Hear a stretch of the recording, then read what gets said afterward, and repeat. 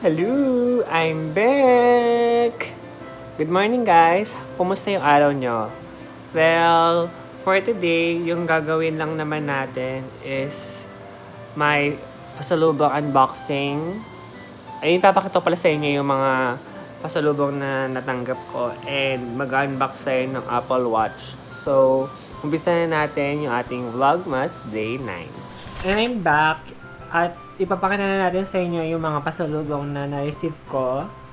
Umpisa, well, hindi naman sila marami as in mga 10 to 11 items lang sila.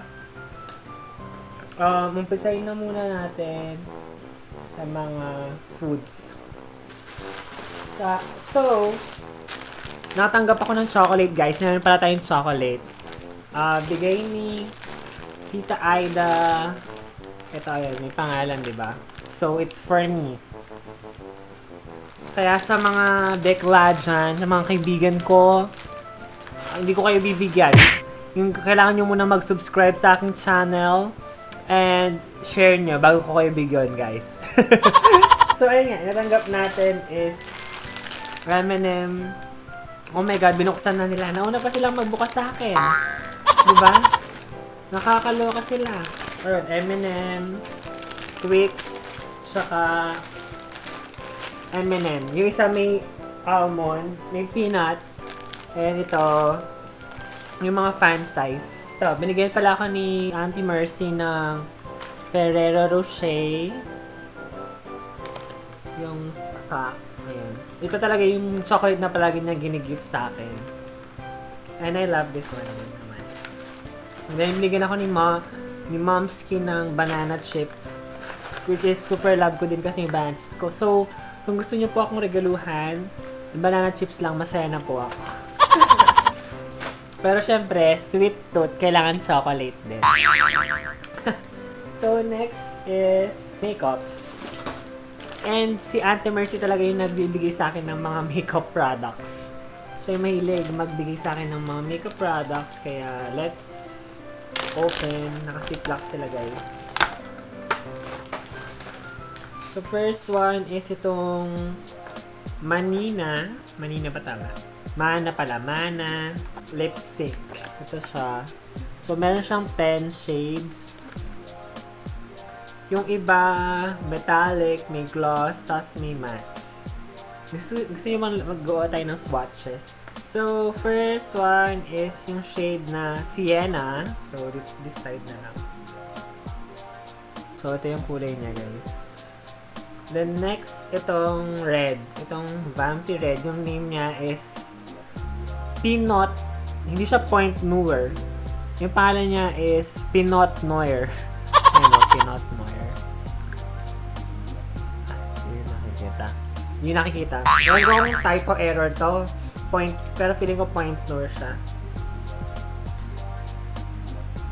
This one is para siyang stain. Lip stain. Hindi siya mukhang liquid lipstick. Or dahil siguro sa shade niya lang. Ito yung color niya. Tapos ito yung swatch. Yan. Then next itong gloss. Yung finish. Yung shade naman ito is Petal Pink. So, hindi siya ganun ka-pigmented as you can see, super sheer niya lang and glossy. Binigyan niya rin ako ng, tawag dito, Clinique Chubby Stick Sculpting Highlight Illuminator. Anong shade nito? Color pink. So, ito yung highlighter, guys. Hindi siya ganun ka-blinding. Para siyang, tawag dito, natural glow na may pink na hint or hue. Ano yung gusto yung tawag niyo doon? Kasi binigyan niya ako ng mga Lancome na sculpting stick. Ito sila, sculpting stick. And then, mascara. Paris Hilton 24K mascara. Then, ano to? Blush on Glow highlighter. Highlighter na Estee Lauder. And pen type siya. Oh, so, tinitwist siya, guys.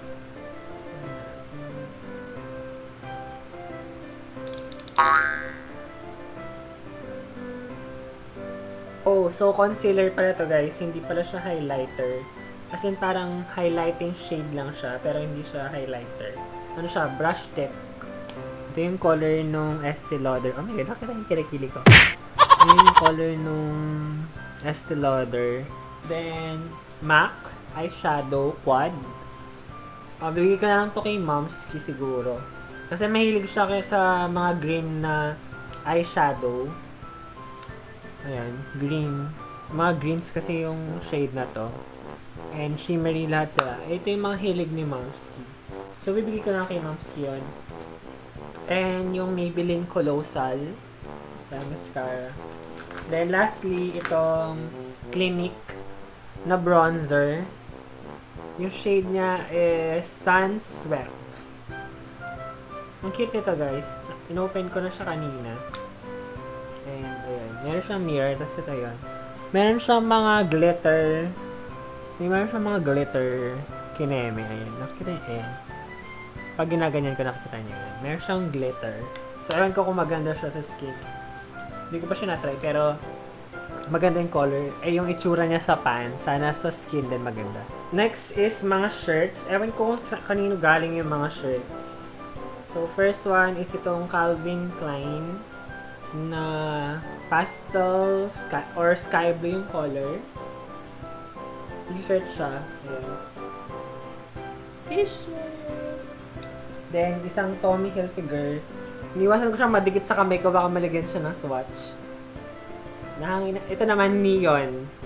Neon, ano ba? Neon green ba to? Or neon yellow? Ayan. Yung mga pang kalsada para hindi ka makikita nila kahit dilim. Tommy Hilfiger. Kasi binigyan ako ni Momski ng cargo shorts. Ito kay Momski galing cargo shorts. Ito yung brand niya, guys. Hindi ako familiar. Hindi lang kasi ako social. Kaya hindi ko alam yung ano yung pangalan ng brand na to. Then, lastly, sa mga clotheslines or mga clothings is itong Calvin Klein na track pants. Diba? Tama ba? Track pants naman yung tawag dito, guys, diba? Ayan. Parang siyang moss green. Moss green yung color niya. Tapos may mga tawag dito, may lining siya sa side. Then, next is fanny pack. Kasi nangingi ako ng fanny pack kay Auntie Aida na sabi ko, gusto ko pure black. So, binigay niya ako nitong Calvin Klein na fanny pack na pure black siya. As in, kasi minsan umalis ako, ayoko naman mag-backpack or mag-shoulder bag kasi parang, medyo nasa trending naman din kasi yung fanny pack or belt bag kung ayun yung sa social na fanny pack. Ayan. Ito, hiningi ko siya sa kanya para phone, wallet, and pouch lang yung nalalagay ko. Or, tsaka power bank. Ganyan na, at least. Next is, binili ako ni Auntie Aida ng Adidas na shoes. Sakto kasi, may gusto akong bilhin na shoes. Ngayon, may pinakita ko sa kanya. Sabi ko, kung kung siya yung pipili, ano yung bibilhin ko? Kung Stan Smith or ano pangalan ng isa? Nakalimutan ko yung pangalan ng isa, guys. So, yun, bandang huli, binili niya lang ako ng shoes. So, Stan Smith yung shoes na binili niya sa akin. Kasi gusto ko, yung kasing pure white ko na shoes, nag-fade na siya. So, sobrang tagal niya na. Tapos yung gusto ko talaga, pure white hanggang dito. Kaso, hindi siya, available siya, pero hindi siya naka-sale. Pero syempre, sayang yung naka-sale, diba? Kailangan natin magtipid, especially ngayong pandemic. Pero, thank you na din, syempre.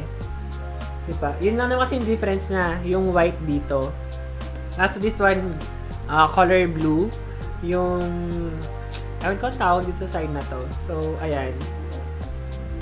Pure white Stan Smith na Adidas na shoes. And, yung size nito is size 8. So, kung gusto niyo akong bigyan ng shoes, opo, size 8 po ako.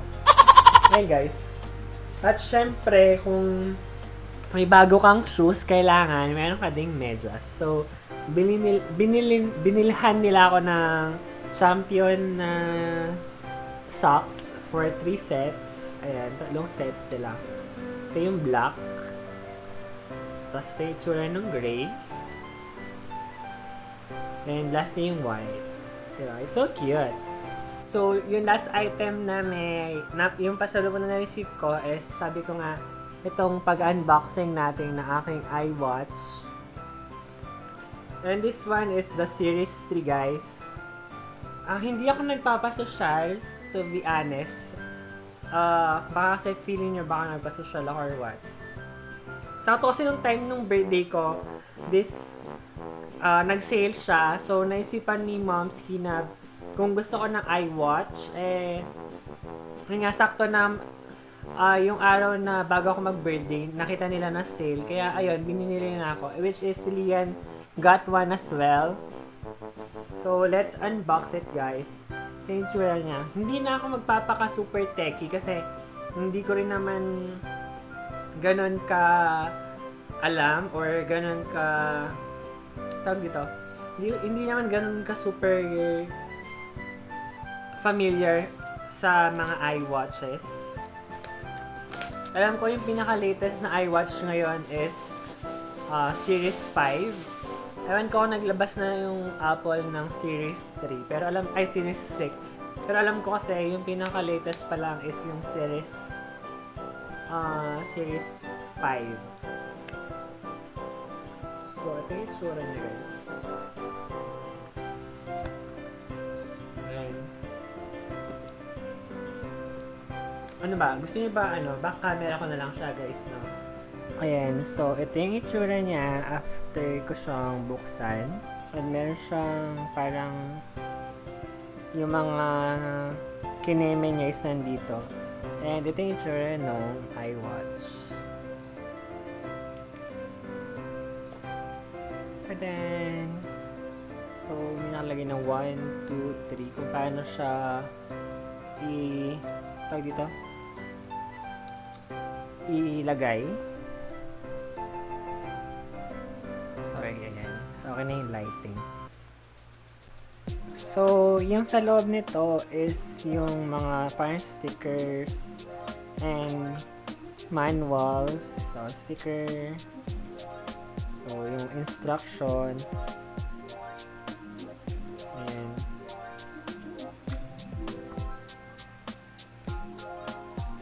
Then, nandito yung extra na band or swatch. And nandito kung paano mo siya i-install. Ayan. Nice ka lang yung autofocus. Ayan. Ito yung band. And this one, hindi ko alam kung para saan to. Zero ba to? Para saan ba to, guys? So charger pala to. So I think this one is the charger.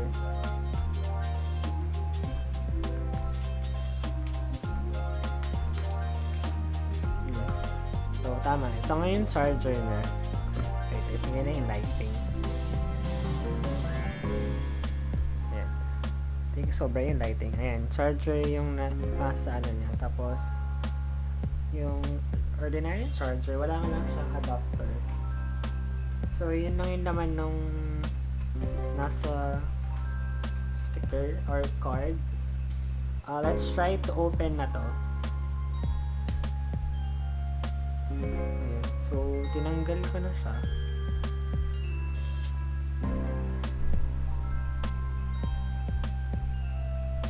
Sorry, inayos ko lang kasi yung lighting dahil pa iba-iba siya. So, ayun yung itsura nung and alam ko, ito yung parang sensor niya para mabasa na yung pulse rate mo. Kasi meron siyang parang sa heartbeat. May bilang niya yung heartbeat mo. And And I think this one is the power button. Ayan. So, siguro, hindi na ako magpapaka-techie for this video. As in, pinakita ko lang naman talaga sa inyo guys kung ano yung mga tanggap ko for may pasalubong. Ayan. Low battery and connect. To continue connect Apple Watch to its charger. So, kailangan ko muna siyang i-charge. So, yun na muna guys. So, ayan guys, ito na muna yung video natin for tonight. Sana nagustuhan nyo yung aking unboxing and I'm not bragging to you sa mga staff na natanggap ko. Pinapakita ko talaga siya para may mga makontent naman ako sa ating VlogMas guys. Sige, sana nagustuhan nyo nga and hindi kayo na-inis. Kung ayaw nyo mga gatong type of video, and syempre kung hindi pa kayo nakasubscribe, don't forget to subscribe to my channel and click nyo yung maliit na bell button para ma-notify ka every time nag-upload ako ng bagong videos. So, yun lang. Salamat sa panonood. I love you guys and I'll see you guys tomorrow. Bye guys!